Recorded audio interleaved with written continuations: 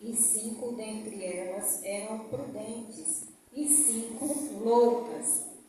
As loucas, tomando as suas lâmpadas, não levaram azeite consigo, mas as prudentes levaram azeite em suas vasilhas com as suas lâmpadas. E tardando o esposo, tosquenejaram todas e adormeceram. Mas à meia-noite ouviu-se um clamor. Aí veio o esposo, sai-lhe ao encontro. Então todas aquelas virgens se levantaram e prepararam as suas vasilhas. E as loucas disseram às prudentes: dá-nos do vosso azeite, porque as vossas lâmpadas se apagam. Mas as prudentes responderam, dizendo: não seja caso que nos falte a nós e a vós, e diante aos que vendem, e comprai-o para vós.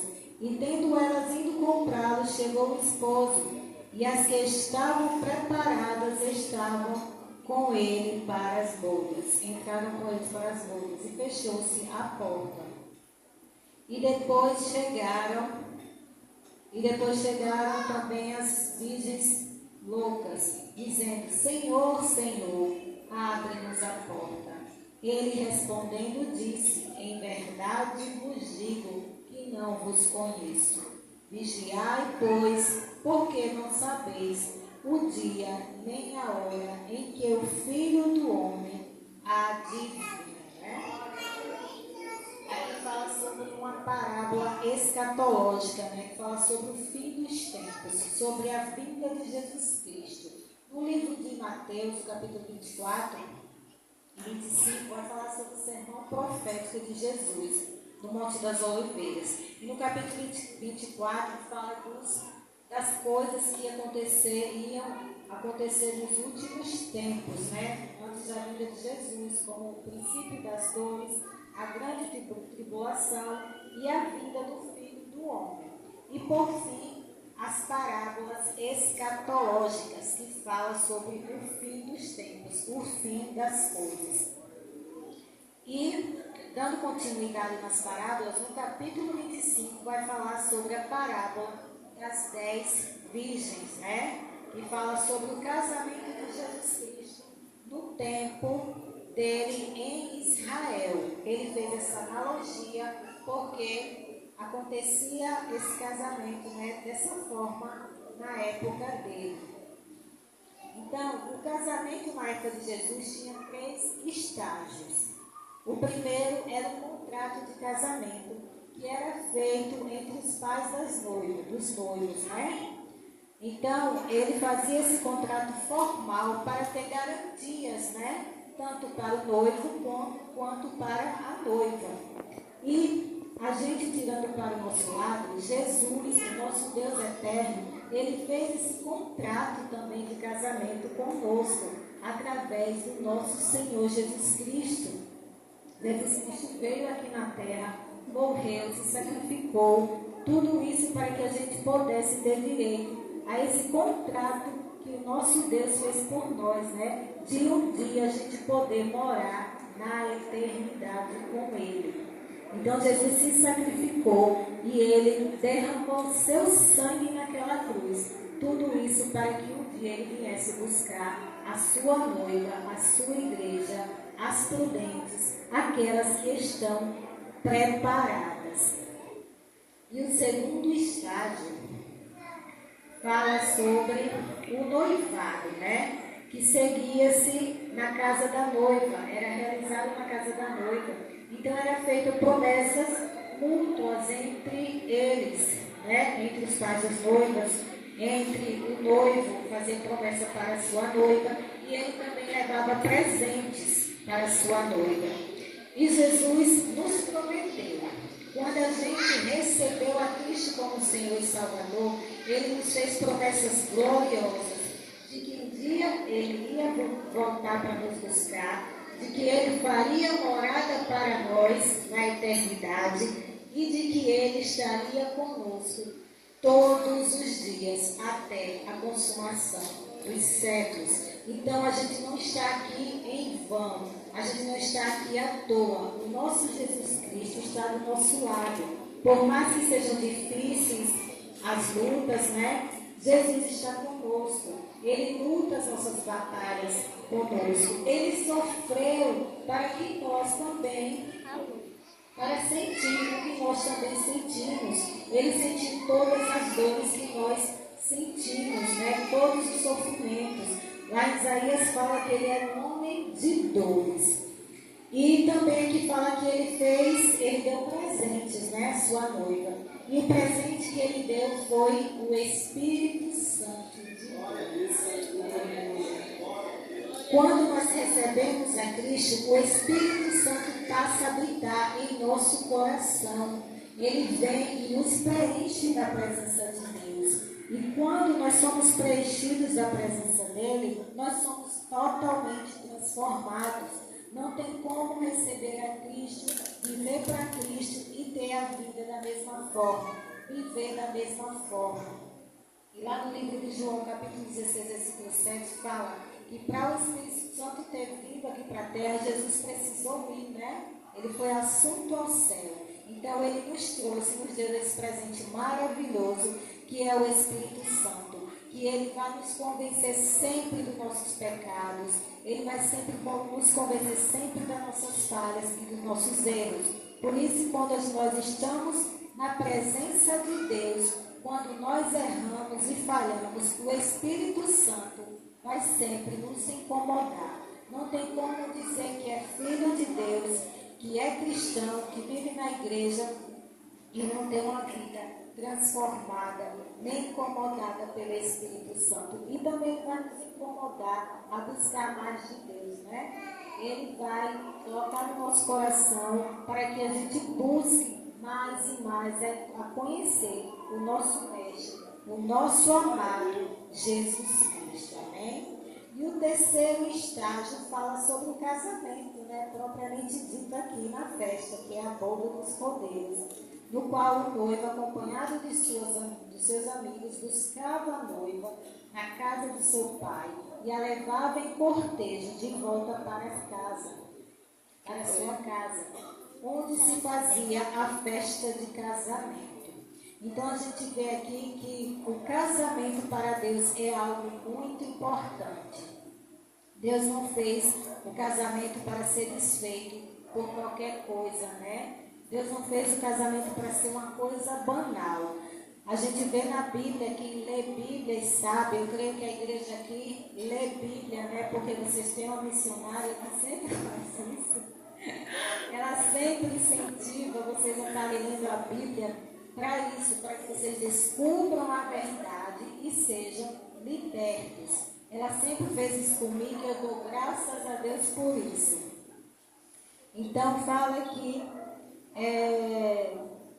fala sobre a importância do casamento, né? Voltando aqui, que desde Adão e Eva, né? Desde o primeiro casal do mundo, Deus formou o casamento. Lá em Gênesis capítulo 22 e 24 vai falar sobre o casamento do homem e da mulher, que o homem deixará seu pai e sua mãe e se unirá a uma só mulher, né? Então Deus zela e preza e ama os casamentos. E também lá em Apocalipse 19:9 vai falar: bem-aventurados aqueles que são chamados à ceia das bodas do Cordeiro. Essa boda será o casamento da igreja com Cristo. Quando ele vier buscar a sua igreja, a sua noiva, lá acontecerá essa grande festa, essa festa gloriosa que nós todos desejamos e ansiamos a vinda dele, né? Ele fará um grande banquete para receber a sua noiva, para receber a sua igreja, né? E aqui vou falar um pouco sobre parábolas, do porquê Jesus pregou através de parábolas, né? Como o assunto hoje é parábola, é uma parábola, eu vou falar aqui um pouco. Ele falou sobre parábolas. Jesus pregou através de parábolas porque ele era rejeitado pelo seu povo, e pelos sacerdotes e os escribas da lei daquela época, né? Segundo o Augusto Nicodemos, ele falou que as pessoas seguiam a Cristo. Ele era cercado de grande multidão, né? Por onde Jesus passava, muitos o cercavam, estavam sempre querendo Cristo. Mas as pessoas estavam ali porque queriam as maravilhas e as bênçãos que ele tinha para dar. Eles não queriam a salvação, eles não queriam Cristo, né? Infelizmente a gente vê isso nos dias de hoje também, né? Muitas pessoas procuram a igreja, procuram a Cristo, porque querem as bênçãos, não querem o abençoador, que é Jesus Cristo.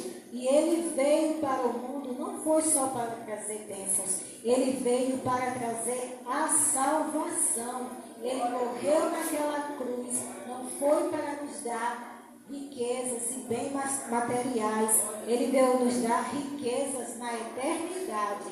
É lá que ele está preparando moradas para nós, né? Não que ele não vá nos abençoar, que ele nos abençoa todos os dias. Ele nos faz pessoas vencedoras. Não é à toa que essa igreja é linda, né? É uma igreja abençoada, todos lindos, bem vestidos, porque Deus é quem cuida e ele tem prazer em abençoar os seus filhos. Então ele pregava por parábolas para os seus discípulos, para confundir a mente dos escribas e dos fariseus daquela época. Então ele resolveu pregar para os seus discípulos para que eles entendessem a mensagem que ele queria passar para as pessoas. Então as outras pessoas ouviam e não entendiam. E aqui fala, com isso se cumpriu a profecia de Isaías que diz: ouvindo vocês não entenderão, vendo vocês verão e não enxergarão. Lá em Mateus 13, 14 e 23 vai falar sobre isso. Porque aquela multidão ouvia ele falando sobre parábolas, mas elas não conseguiam compreender. Mas os seus discípulos sim, né? Ele fazia essa analogia toda para que Jesus passasse esses ensinamentos para ele. E ele pregava por parábolas para passar lições morais e espirituais para o seu povo. A gente vê lendo as parábolas que ele sempre vai tirar uma lição dessas parábolas, né? E das virgens loucas nós vamos ver, né? Nós vamos ver aqui tirar algumas lições do tema da festa, da festividade, que é Mateus 25, do 1 ao 13, como todos já sabem. As virgens sábias e as virgens loucas, essa é a primeira lição. Então o reino dos céus será semelhante a 10 virgens que, tomando as suas lâmpadas, saíram ao encontro do esposo. Jesus aqui compara o reino dele a uma festa de casamento, né? É como eu já falei, a gente vê a importância que Deus dá ao casamento, né? Que ele tem prazer em ver as pessoas se casando, se unindo, formando famílias, porque é assim que ele vai nos buscar, é assim que ele nos vê, como noiva amada dele.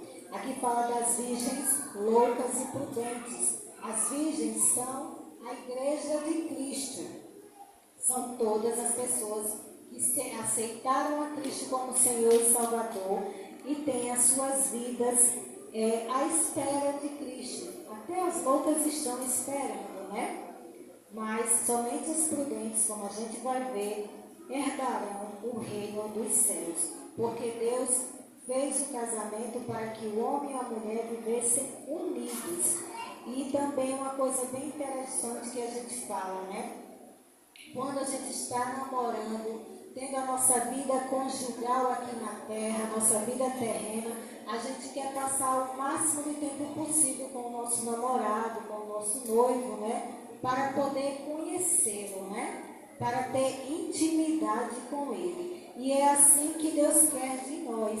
Ele nos quer para ter relacionamento com Ele, para ter intimidade, porque como é que nós vamos morar no céu se a gente nem conhece Jesus? Se a gente só conhece de ouvir falar, se a gente só conhece das pregações. Nós temos que ouvir, conhecer a Cristo, porque a gente quer buscá-lo, porque a gente quer intimidade com Ele. E quem tem a presença do Espírito Santo sempre vai buscar a Cristo de todo o coração. Sempre vai querer conhecer a palavra, vai querer orar, jejuar, se consagrar, ter uma vida de comunhão com Ele, porque aí nós vamos desejar mais e mais estar na presença do nosso Deus, amém? E agora a segunda lição que fala, e cinco dentre as loucas tomando as suas lâmpadas, não levaram azeite consigo, mas as prudentes levaram azeite em suas lâmpadas, com as suas vasilhas, né?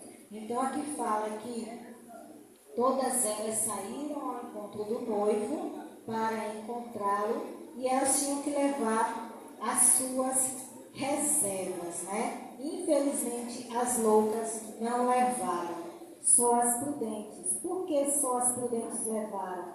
Porque, como eu já falei aqui, elas tinham intimidade com Deus, elas buscam relacionamento com Deus. A igreja verdadeira de Cristo sempre vai desejar a presença de Deus. Não tem como ser cristão e não ter a presença do Espírito Santo. Quando a gente aceita Cristo, é Ele que passa a morar em nosso coração. E é Ele que vai nos conduzir a Jesus Cristo. É Ele que vai nos fazer desejar, dia após dia, a presença de Jesus. Então, a reserva é o Espírito Santo. O azeite é o Espírito Santo. Mas as prudentes levaram as suas vasilhas com as suas lâmpadas. Então, as prudentes andavam sempre preparadas, né? Elas estavam constantemente na presença de Deus, buscando Ele dia após dia, porque elas desejavam, elas ansiavam a presença de Deus. E a igreja de Cristo tem que ser assim. Nós devemos começar a vida no Espírito, andar no Espírito e terminar no Espírito, porque é Ele que vai nos conduzir à eternidade com Cristo. Amém? E a terceira lição fala: e entrando e tardando o noivo, tosquenejaram todas e adormeceram. Mas à meia-noite ouviu-se um clamor. Aí veio o esposo, sai ao encontro. Então todas aquelas virgens se levantaram e prepararam as suas lâmpadas. Aqui fala, né, que todas elas adormeceram, tanto as prudentes como as loucas, né? Nós somos igreja de Cristo. Vai chegar um tempo na vida que nós vamos enfraquecer na fé, né? Que nós vamos cair, que nós vamos esmorecer, que a gente muitas das vezes vai perder a fé, né? Pelas provações e as lutas que a gente passa. Mas quem tem a presença do Espírito sempre vai se erguer, sempre vai se levantar, né? E todas elas adormeceram. Isso quer dizer que todos nós passamos por problemas e por lutas, e que também erramos, que também falhamos. Ninguém aqui é perfeito, ninguém aqui na terra é perfeita, não existe uma igreja perfeita. Todos nós somos falhos, todos nós somos pecadores, mas a gente busca a misericórdia de Deus, coisa que as virgens loucas não buscam. Elas vivem as suas vidas de qualquer forma, fazendo o que querem, achando que só pelo fato de estarem na igreja elas estão salvas. E não é bem assim, né? Muitas das vezes vivem na igreja, trabalham na igreja, têm uma aparência de cristão, mas não têm a chama, a presença do Espírito Santo em suas vidas. É o Espírito tem que nos conduzir ao Pai. É o Espírito Santo de Deus que vai nos levar até o nosso esposo, até o nosso noivo. E como aqui eu falei que todos nós podemos cair, quem tem a presença do Espírito, ele vai nos incomodar. Quando a gente errar, quando a gente falhar, ele vai nos mostrar que estamos errados. E nós vamos sentir vergonha dos nossos erros. Nós vamos sentir vergonha das nossas falhas, porque o Espírito Santo está nos mostrando o nosso erro. Mas as virgens nécias, elas não pensam nisso. Muitas das vezes elas pecam, elas erram, mas elas vivem as suas vidas de forma displicente, sem nenhuma preocupação com a vinda de Cristo, sem nenhuma preocupação de estar ferindo o Espírito Santo, porque ele se entristece quando a gente erra. O Espírito Santo se magoa e ele tem ciúmes de nós. Nós devemos viver única e exclusivamente para ele e sermos guiados por ele. E aqui fala, então todas aquelas virgens se levantaram e prepararam as suas lâmpadas, né? Todas saíram e começaram a preparar as suas lâmpadas para encontrar o noivo. A quarta lição vai dizer assim: e as loucas disseram às prudentes: dá-nos do vosso azeite, porque as nossas lâmpadas se apagaram. Mas as prudentes responderam, dizendo: não seja acaso que nos falte a nós e a vós, e diante aos que vendem, e comprai-o para vós. Aqui é algo bem interessante, né? As loucas levaram pouca reserva, então as suas lamparinas estavam se apagando, né? Isso mostra as pessoas que às vezes começam na presença de Deus, tem até aquela chama do Espírito Santo no seu coração, mas elas não investem tempo na presença de Deus. Elas não buscam se encher cada vez mais do Espírito Santo. Não dedica a ler a palavra, a orar, a jejuar. Elas, infelizmente, confiam na fé de outras pessoas, né? Como do irmão, como da pastora, como da missionária, como do esposo, da esposa. E não tem como a gente colocar a nossa fé, a nossa confiança no ser humano. Nós que devemos buscar, nós que devemos nos encher do Espírito Santo. Então, agora elas começaram a dar valor àquilo que antes elas desprezaram. Antes elas não buscavam a presença de Deus. Antes elas não buscaram relacionamento com Deus. Mas agora que elas viram que estava tarde demais, elas quiseram pedir emprestado, né? E as prudentes não deram, né? O azeite para as loucas. Mas por que elas não deram? Porque não se empresta relacionamento. Não se empresta intimidade com Deus. Cada um tem a sua intimidade com o Pai. Cada pessoa que tem que buscar individualmente, né? Ninguém vai salvar ninguém. Ninguém confie na fé do próximo. Ninguém confie só porque o pai e a mãe vivem orando e você vive a vida relaxadamente, né? Sem buscar essa essência, sem buscar a presença do Espírito Santo. Que a gente volte a buscar a presença de Deus com temor, com alegria, para que a gente possa ir nas bodas do Cordeiro, quando o nosso Mestre, o nosso Senhor Jesus vier para nos buscar. Amém? E a quinta lição fala assim: e tendo elas ido comprá-lo, chegou o esposo, e as que estavam preparadas entraram com ele para as bodas, e fechou-se a porta. E depois chegaram também as outras virgens, dizendo: Senhor, Senhor, abre-nos.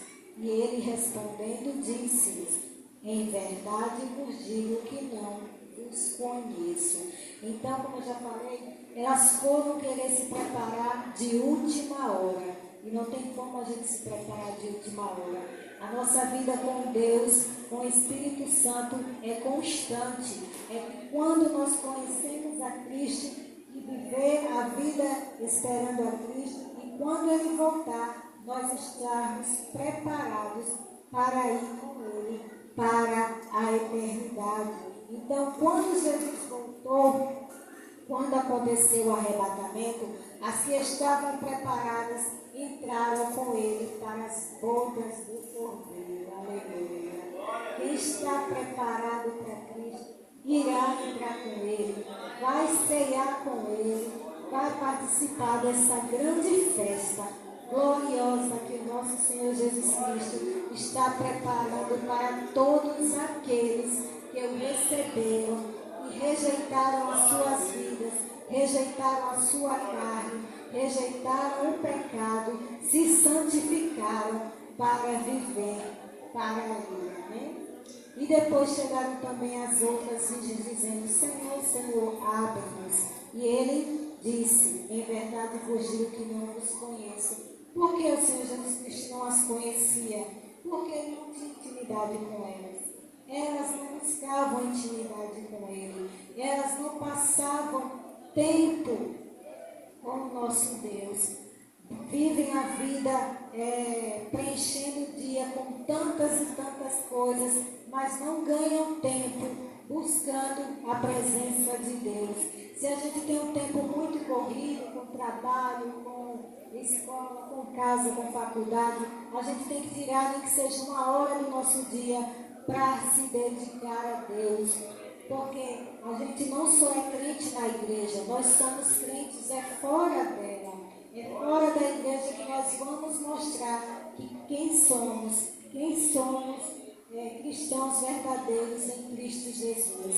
É nessa presença, é quando nós estamos fora da casa do Senhor que nós vamos mostrar que somos filhos de Deus. Então a gente deve se dedicar ao máximo a buscar a presença dele dia após dia. E ele respondeu dizendo que elas não conheciam, né? Porque não tinha intimidade. E aqui no capítulo de Mateus, versículo 7, no capítulo 7, versículo 21 e 23, vai falar daquelas pessoas, né, que pregaram em nome de Jesus, que profetizaram em nome de Jesus, que fizeram até maravilhas no nome de Jesus, mas elas não entraram na boda do Cordeiro. Quando elas chegaram diante de Deus, ele falou que não as conhecia, porque elas achavam que só pelo fato delas terem dons, delas poderem fazer maravilhas, delas poderem fazer sinais, elas estavam salvas. Muitas pessoas se enganam só porque tem dom de Deus. O dom de Deus é irrevogável, ele dá para qualquer pessoa. Mas isso não quer dizer que a pessoa é cheia da presença do Espírito Santo. Muitas pessoas vivem dessa forma, até prega, profetiza, faz milagres e maravilhas, mas a sua vida secular é uma bagunça. E é da árvore que a gente vai conhecer os frutos, né? Então, infelizmente, a porta da graça vai estar fechada para todas essas pessoas. E a palavra diz: nem todo aquele que me diz Senhor, Senhor, entrará no reino dos céus. E a sexta e última lição diz assim: vigiai, pois, porque não sabeis o dia nem a hora em que o Filho do Homem há de vir.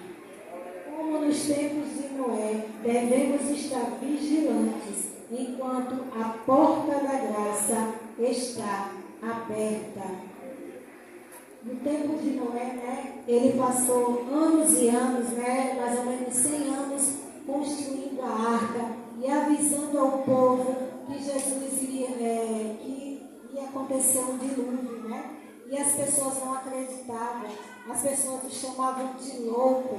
E hoje nós vivemos da mesma forma, avisando para as pessoas, muitas das vezes exortando as pessoas para que elas venham se consertar, para que elas venham ter presença de Deus na vida delas, para que o Espírito Santo venha fazer parte da vida delas e elas estão debochando, né? Elas não estão se importando.